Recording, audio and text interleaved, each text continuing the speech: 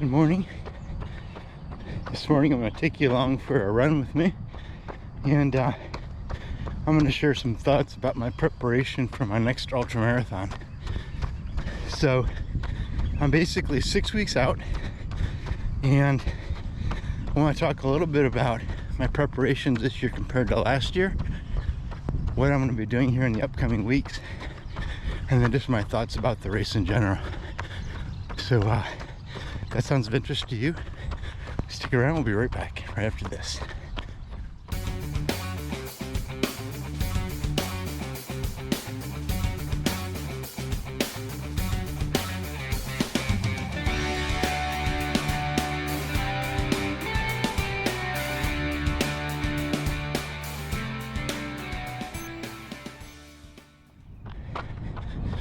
Hello everyone, welcome back to another video here on Keep Running with BK, and we're in the heart of summer. It's been really hot and humid the past couple weeks. In fact, I had a run earlier this week, 91 degrees Fahrenheit, 95% humidity. It was brutal.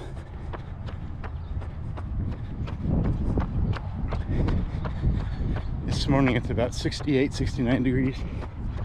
I just ran into a bug and looks like it might rain a little bit, and so I'm hoping it holds off. But I've been preparing for an ultramarathon, at least the hope, an idea of doing a ultramarathon. So I've been sitting on a waiting list for the past few weeks, and I announced in my video last week that I finally got accepted, registered, and it's official. So I'm 6 weeks out, and I feel pretty good about it. I've been training all this time with doing this race in mind. So last year when I ran the ultra, it was really kind of a surprise. It was my first, something I've always wanted to do. I had prepared and trained for one in the past, and to be honest, the heat, the humidity, the mileage, the wear and tear, it just broke me. But with the Mapatone training method that I discovered last summer, I was actually able to train and complete my first ultra, where I was averaging about 30-35 miles a week, and I completed that self-supported ultra in 6 hours 53 minutes and some change. In this year's preparations, I've been averaging about 35 to 40 miles a week. In the past couple weeks, I've been up around 42, trying to get to 45 sometime in the next couple weeks. But with 6 weeks left, my goal really is to stay consistent, stay calm, put in 40 to 45 miles each week for the next 4 weeks, and then I'll begin a taper. Going into this race, it's at a local, well, not really local, it's kind of local. It's at a state park. I've run it before, I've run some trail races there before. I can't say I'm familiar with it enough to know whether I run this course or not, or even part of the course. But I think the big difference for me on this one will be there's going to be other people in the race, which would be nice. It's been a while since that's been the case. And as often can be the challenge when running with other people is getting caught into a group and kind of getting caught up in their race. You know, in trail running and ultra marathons, not that I'm an expert with only one under my belt, but from my experience, research, reading, and watching lots and lots of YouTube videos and documentaries of other people's trail running experiences, trail running is a lot different than road running, which is where the bulk of my running experience resides. So there are a couple of key things that you really need to focus on when running an ultra marathon.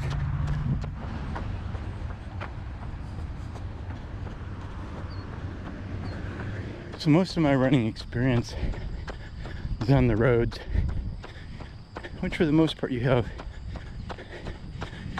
a very predictable, very sure footing. You can kind of get a rough idea and halfway pay attention and just kind of let your mind drift. Lock in on a pace or lock in on an effort. You know, get a good feel for the heart rate. Lock into it. Much more predictable. You have a lot more control of things. But when you get out on the trails, it's very unpredictable terrain, and no trail is really the same. Some footing is soft, some is hard, some is muddy, some of it's underwater. There's water crossings, trees that are fallen. There may be low-hanging branches that you have to duck under,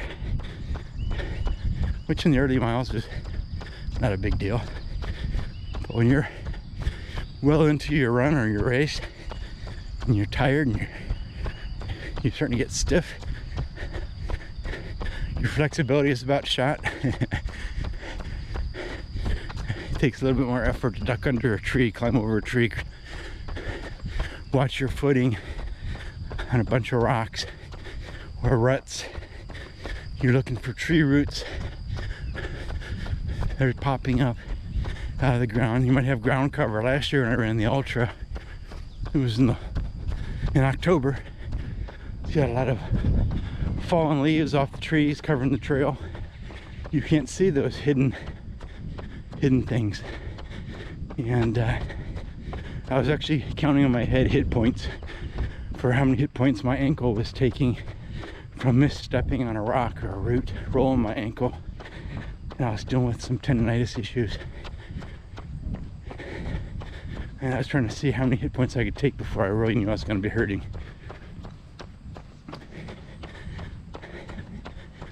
My point is that running on the trails, you have to be a lot more alert. There's a lot of uncertainty, and you can't really depend on running by a certain pace or shooting for a certain time. And even though I'm training with a heart rate monitor and I'm following the marathon training method, it's teaching me to really understand the feel of things and reading my body as I'm running, engaged in the effort. When you get on the trails, it's up, down, left, right, winding, walking. That's the other thing, you do more walking in trails. Something that was really hard for me to get my head wrapped around, because as a road runner, man, if you walk, you're done. Essentially, not officially, but usually you're running for a time or trying to maintain a pace, and if you're walking, you're probably not doing that very well. And so the idea of walking during a trail run or a race was really hard for me to accept. But I was seeing all these seasoned runners doing it, and I was like, I mean, I was a seasoned runner, just not a trail runner. But seeing these guys walk, I started to learn that, you know, if you gotta walk a lot of those uphills, even some of the steeper downhills, it's a good idea to walk. And something like an ultra, it really comes down to conserving your energy, conserving your legs the best you can, and pounding up the hills or rushing down them. That really, your legs are taking a pounding, and you're going to pay for it later in the race. So it's all about conservation. You can't focus in on a pace, you can't focus in on a heart rate.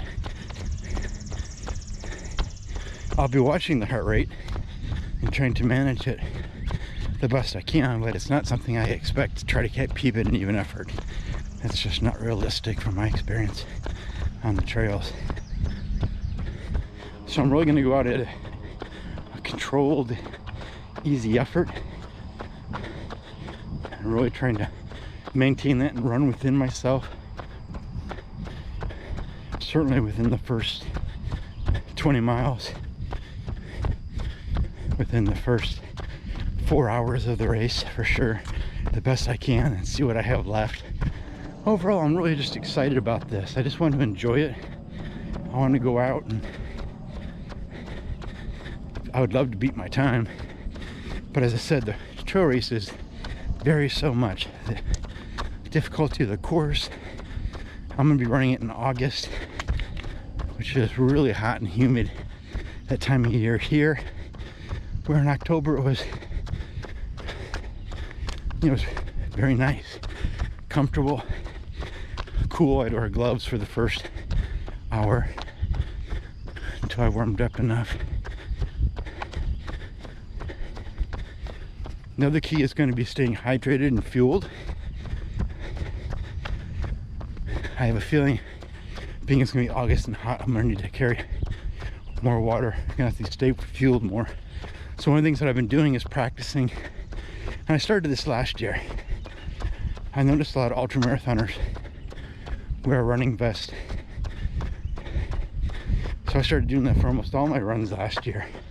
Certainly on my long runs. I've been doing that this year. It's on my long runs, wearing that hydration vest. Make sure I'm getting my fluids in. The trickier part is fueling. Back in my marathon days, I used to take a gel like every 45 minutes to an hour. Since doing marathon training, I've really been burning more fat stores efficiently, relying less on carbohydrate intake during long runs. I haven't really needed a lot of gels. I probably take one gel per long run. And during the ultra, I know I'm going to need to do more than that. One, because it's a lot longer. I'm going to be out there for probably 6 to 7 hours. The heart rate's going to be certainly in that range where I'm going to be burning a lot of carbohydrate calories. It just happens when you're going up and down. But when you're running that long too, I find, at least for me, some solid food is nice. If you're training for an ultra marathon, you have to give thought to what is your hydration plan, what is your eating plan, and how are you practicing that to see what works for you and what will help best meet your needs. Well, I'm not sure how long I've been talking. I have another busy week. I just thought it was easier to take the camera, just go for one of my morning runs, bring you along, share some thoughts with you, and you gotta love it. And I'm sure we'll do it again. I'll share some more thoughts as we get closer. But I'd like to end by asking you, how's your summer training going?